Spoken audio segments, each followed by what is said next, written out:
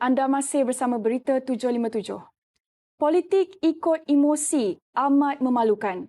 Mahu proses pilihan raya yang lancar, adil dan saksama, namun tetap tidak lekang daripada kekecohan mahupun provokasi daripada penyokong parti yang bertanding.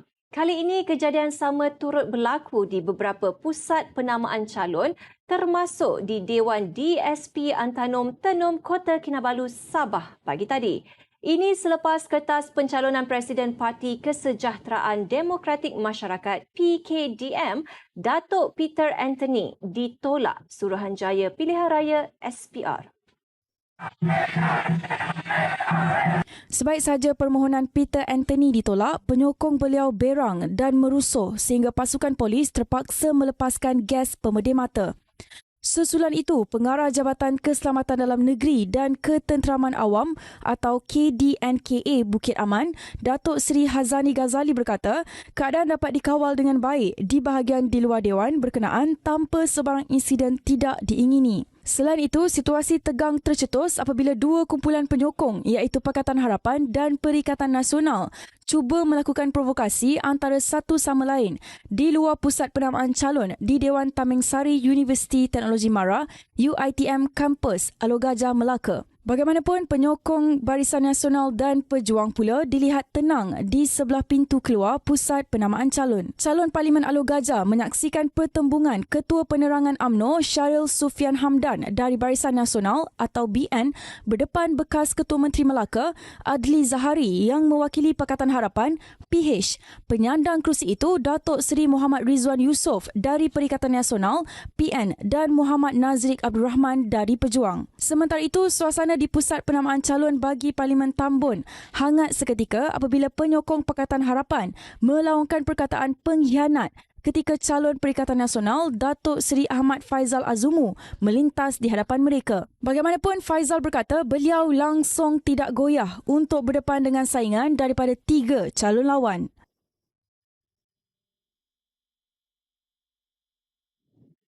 Mampukah Timbalan Presiden PKR Rafizi Ramli mempertahankan kerusi Parlimen Pandan? Selepas hari penamaan calon PRU ke-15, ia menyaksikan pertembungan 5 penjuru. Malah Rafizi perlu membuktikan keupayaan untuk menakluk kerusi berkenaan dan bukan hanya sekadar meletakkan dirinya sebagai calon tangkap muat semata-mata. Hal itu kerana menerusi PRU ke-14, kerusi parlimen itu dimenangi Datuk Seri Dr. Wan Azizah Wan Ismail dengan majoriti 52,543 undi membabitkan pertembungan 5 penjuru. Bagaimanapun, pada PRU 15, pengerusi Majlis Penasihat PKR memberi laluan kepada Rafizi apabila Dr. Azizah bertanding di Parlimen Bandar Tun Razak. Lebih menarik, terdapat 3 nama besar dalam arena politik negara iaitu Timbalan Presiden PKR Rafizi Ramli daripada Pakatan Harapan PH, Ketua MCA Bahagian Pandan Datuk Leong Kok Wee mewakili Barisan Nasional BN dan bekas Presiden MCA Tan Sri Ong Tee Kiat bertanding atas tiket Parti Warisan Sabah atau Warisan.